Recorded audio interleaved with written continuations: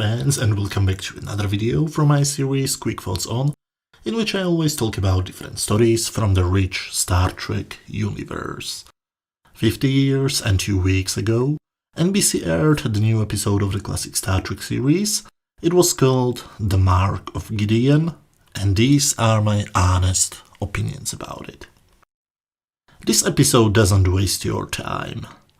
The Enterprise is orbiting the planet Gideon, where Captain Kirk is supposed to start some diplomatic relations. They requested specifically him. The planet is hidden by a shield, and the inhabitants are not very friendly, to say it politely. The only way how the Enterprise crew can know the correct coordinates for the transport is to get them from the Gideon politicians.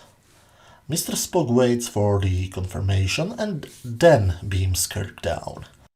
At least that's what I think.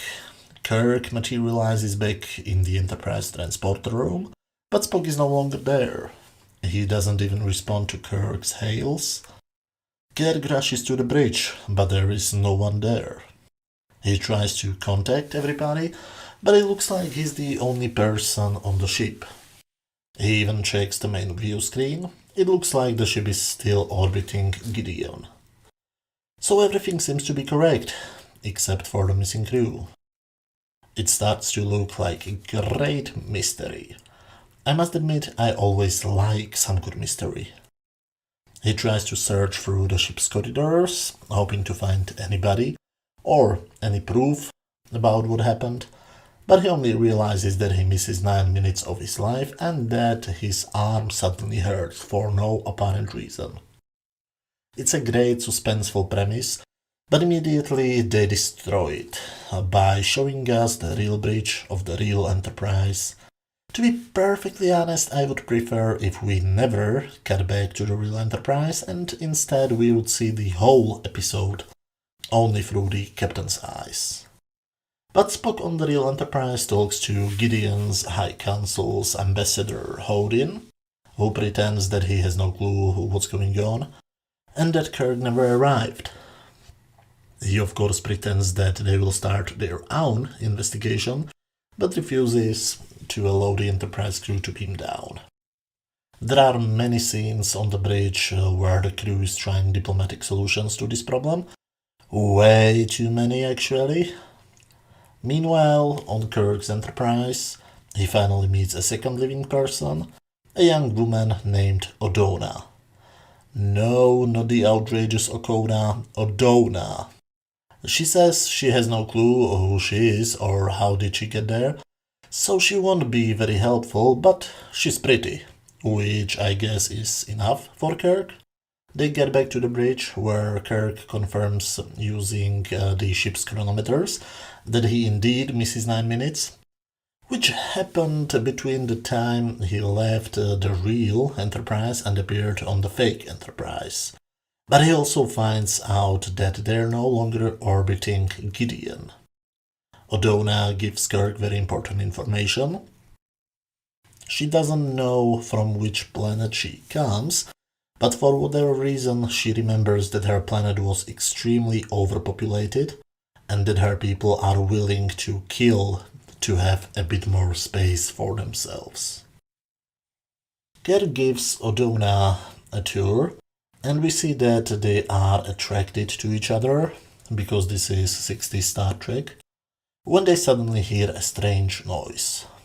They try to guess what it is, thinking that maybe it might be a storm in space, which apparently is a real thing. So they go to the nearest window. However, when they open the window, the first thing they see is a bunch of faces of people standing outside of the ship.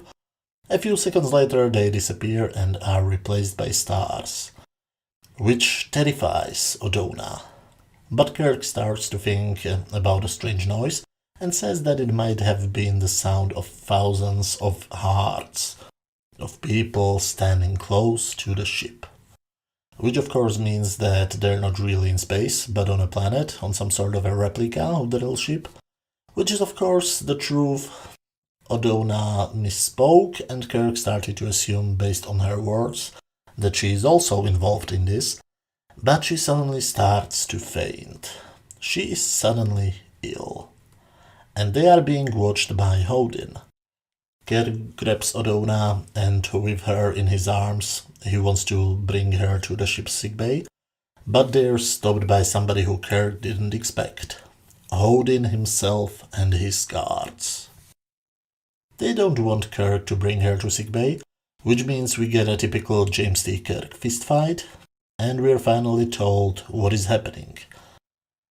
And it's really, really stupid. So, Gideon is overpopulated. They have no space on their planet left, and wherever they go, they are surrounded by thousands of people.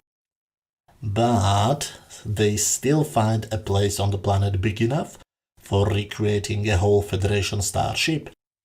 And these people don't have official contacts to the Federation. So how exactly did they get the blueprints? Well, some of their diplomats could probably have been on a Constitution-class ship, but we are talking about creating a perfect replica, meaning all doors must have the correct labels, all the buttons on the consoles must be the correct color, all equipment must make the correct noise. So how did they get the plans? And where did they find the place to build a replica? I mean, these ships are huge. And why exactly did they build it and created this convoluted plan? Just think about it. What was the plan? The Gideon people need to control the size of the population. But no normal sterilization method works. Every organ heals itself automatically, and the birth control wouldn't work because they cherish life. That's also why they don't commit suicide. So the plan was to kidnap Captain Kirk and extract some rare sickness from his blood. He got cured years ago, but the virus could still be extracted from his blood. So all they needed was Kirk's blood. Extract the virus and infect a volunteer. This volunteer, Odona, is by the way Odin's daughter. So why exactly did they create the ship? Why didn't they simply kidnap Kirk, knock him down and take his blood when he was unconscious? They could even then pretend that nothing happened and keep a good relationship with the Federation. So why exactly did they come up with this complicated plan? Because Odona wanted to play with him? We are told that she hoped that he will feel for the people of Gideon and fall in love with her. Okay, so why do they need a replica of the Enterprise? Wouldn't it be much more effective to simply tell Kirk the truth and to actually show him the suffering? You know, the more I think about the plan, the less sense it makes to me. Kirk wants to heal Odona, but Odin doesn't want to allow it. He loves his daughter so much that he wants to let her commit suicide, because they value life. I'm pretty sure it made sense to them. So because they value life, they are against abortion, but because they value life, they are pro-suicide. I'm not going to think about it more, my head hurts when I try to do it.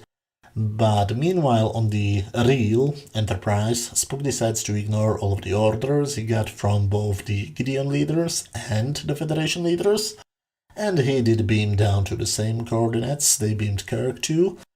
So wait, the planet has a huge shield around it, that's why they can't scan the planet, and they can't even get the transporter coordinates, but at the same time they can beam through the shield? How does it work? Or is this one of the many things I shouldn't think about too much?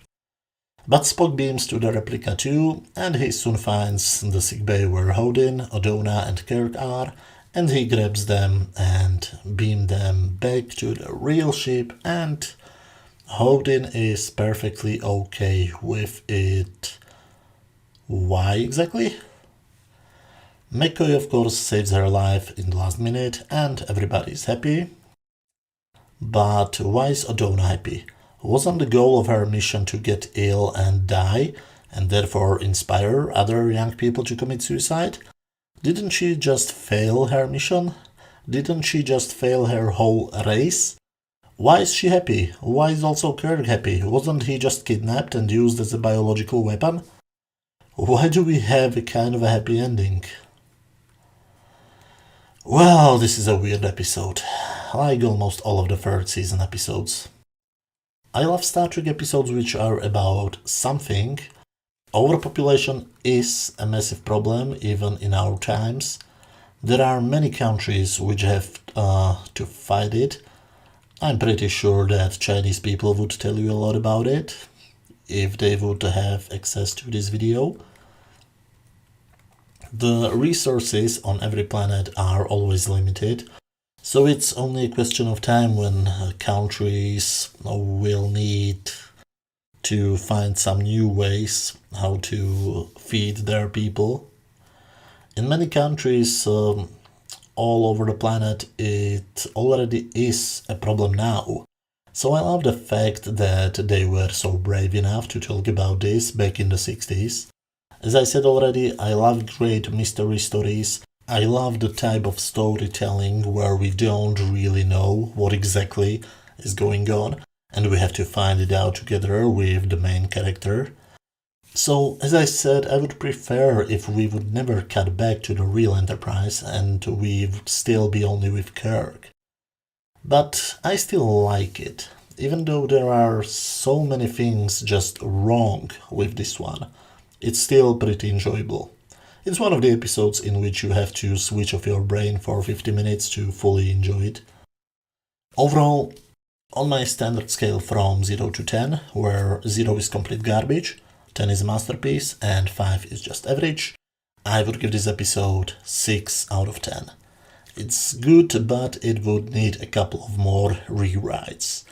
But as always, these were just my opinions. Let me know what do you think about this episode. If you enjoyed this video, please hit that thumbs up button, and if you have some free time, you can watch any of the other videos on my channel. You should see some links on screen right now. Thank you very much for watching, and see you probably tomorrow. Bye.